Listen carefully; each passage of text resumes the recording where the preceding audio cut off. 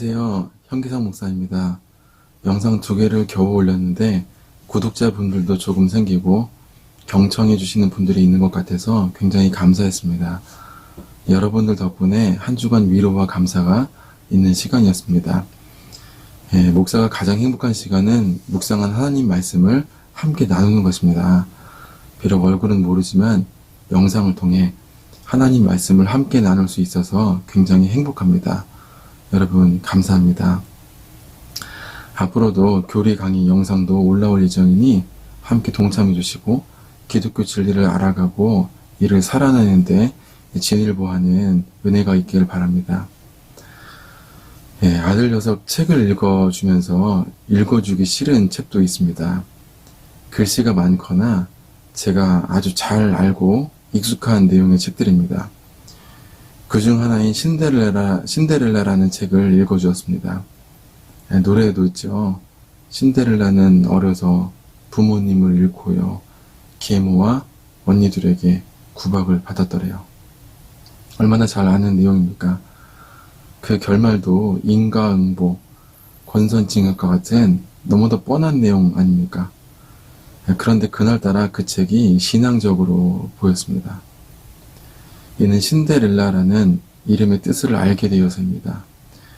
그 이름의 뜻이 죄를 뒤집어 쓴 아이, 죄를 뒤집어 쓴 아이라는 뜻인데요.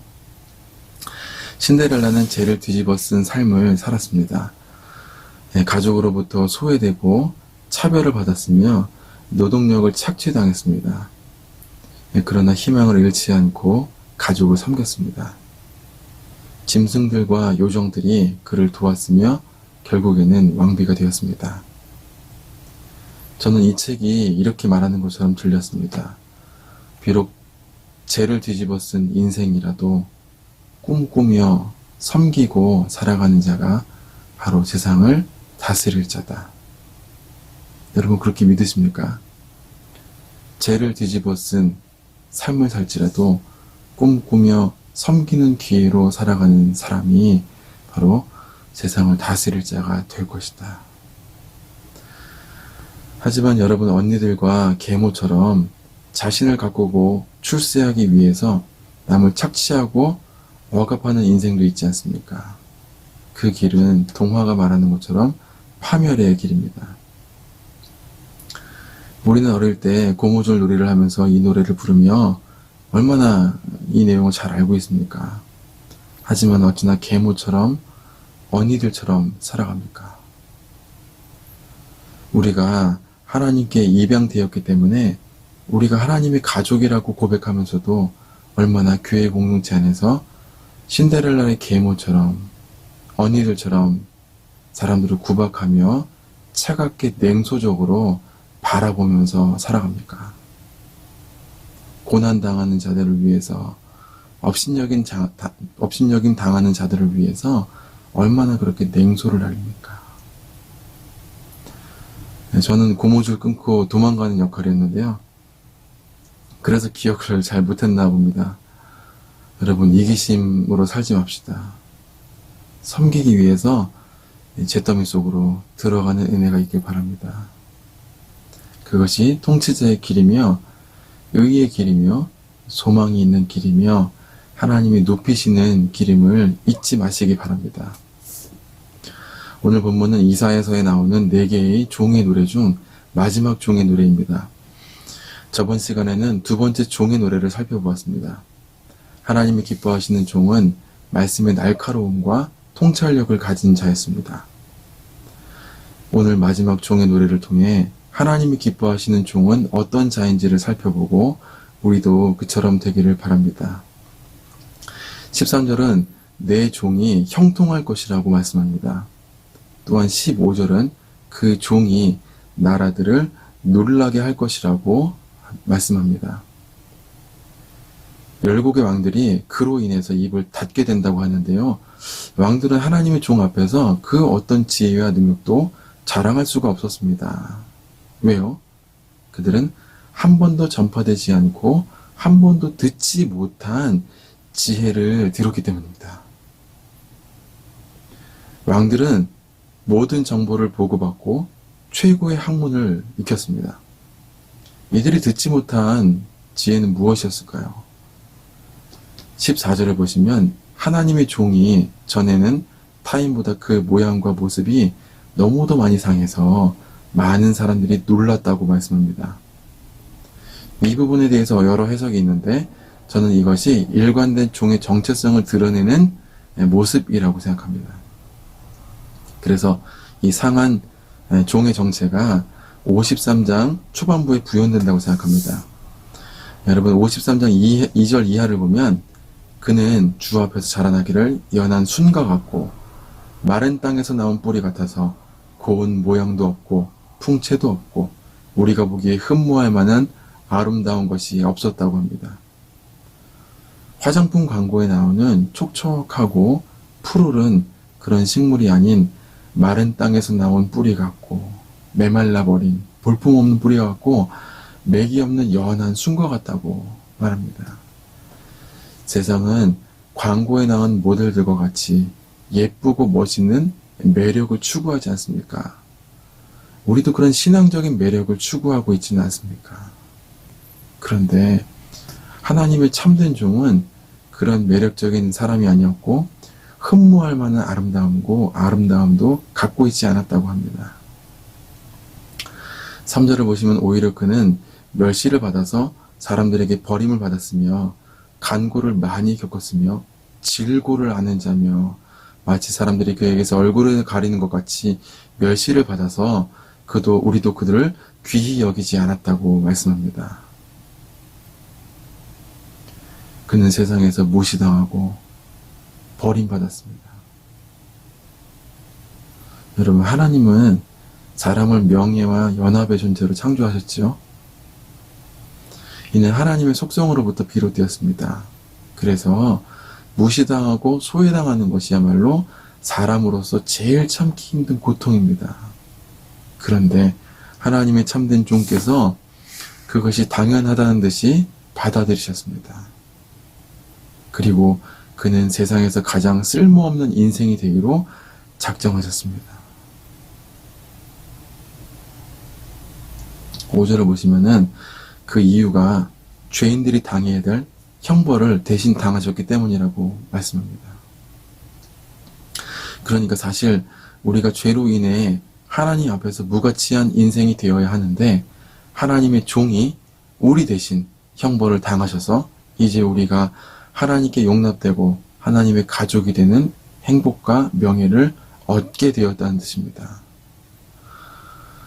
바로 종의 이 대속복음이 15절에서 말했던 놀라운 지혜였습니다. 또한 하나님의 형통이었습니다. 할렐루야. 또한 13절에 말하는 높이 들려서 지극히 존귀하게 되는 하나님의 방식이었습니다. 여러분 정말 모순이 아닙니까?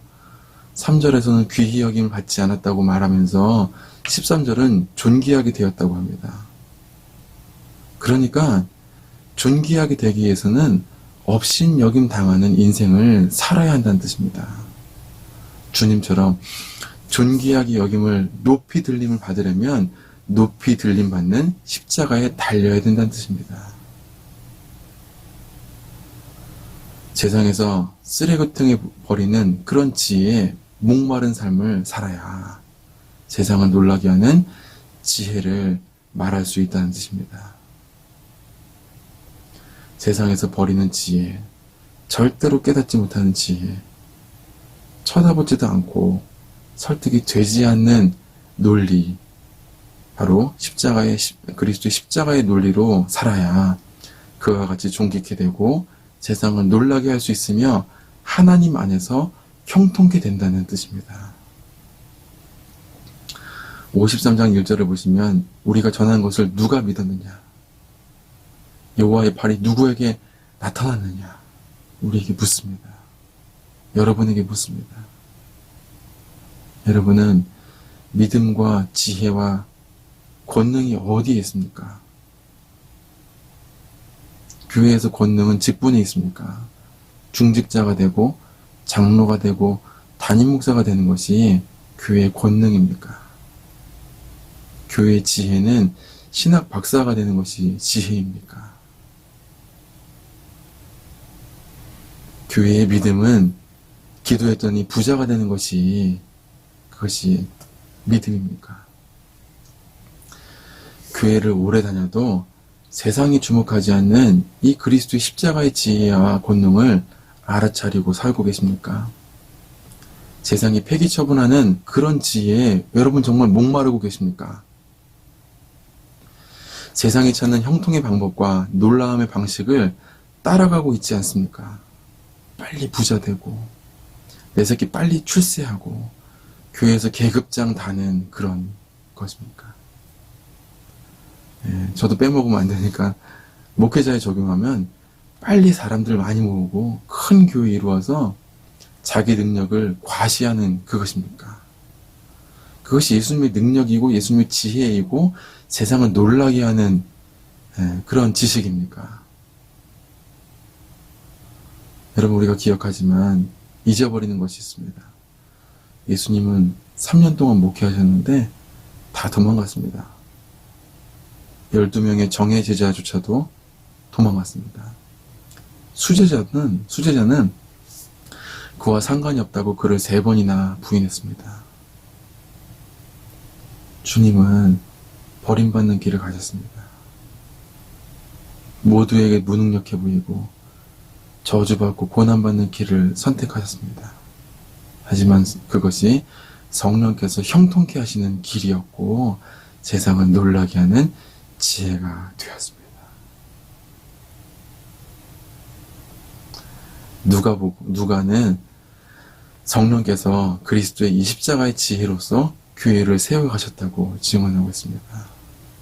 여러분, 바울은 내게 능력 주시는 자 안에서 내가 모든 것을 할 수 있다고 고백하지 않았습니까? 그 능력으로 교회를 세워갔습니다. 그 능력이 뭐예요?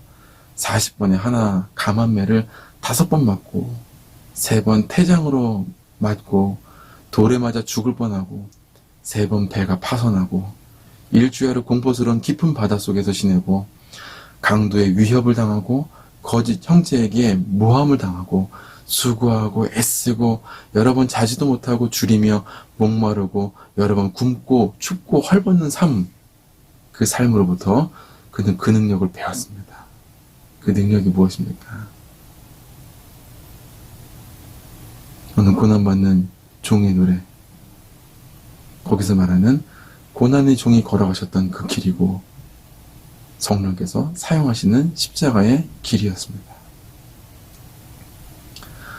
사랑하는 성도 여러분, 긍휼로 통치하기 위해서, 사랑으로 여러분의 공동체를 구원하시기 위해서 세상이 줄 수 없는 참된 겸손과 희생의 지혜를 보여주고 세상을 놀라게 하기 위해서 새로운 세계에 뛰어들고 계십니까? 세속적인 지혜의 왕도가 아닌 주님의 그 지혜, 비천하게 되는, 업신여김 당하는 세상에서 버림받는 그 지혜에 목말라 계십니까?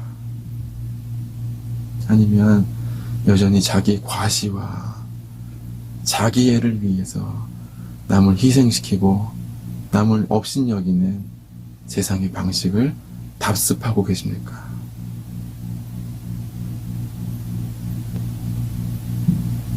그리스도의 십자가의 지혜와 능력을 사모하십시다. 세속적 정치학과 경제학이 아닌 긍휼의 경제학과 정치학을 가지고 삽시다. 그것이 우리가 높아지는 길입니다. 비아 돌로로사, 고난의 길이 바로 성령께서 형통케 하시는 길입니다. 세속적으로 머리를 굴리면서 나도 모르게 패망의 길로 발을 들여놓을 수 있습니다. 들여놓는 순간 나락으로 떨어지는 길이 시작된 것입니다. 여기 4번째 종의 노래, 성령의 고속도로가 있습니다. 십자가의 길로 형통합시다. 기도하겠습니다. 하나님, 오늘 참된 종이신 그리스도의 형통과 존귀와 지혜와 능력이 무엇인지 알게 하시니 감사합니다. 하나님, 저희가 세상에 버리는 지혜, 세상에 기르지 않는 능력, 그것을 품고 살아갈 수 있는 용기와 결단을 허락하여 주십시오.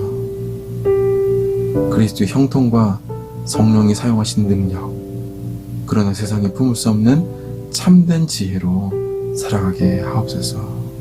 예수 그리스도의 이름으로 기도합나이다.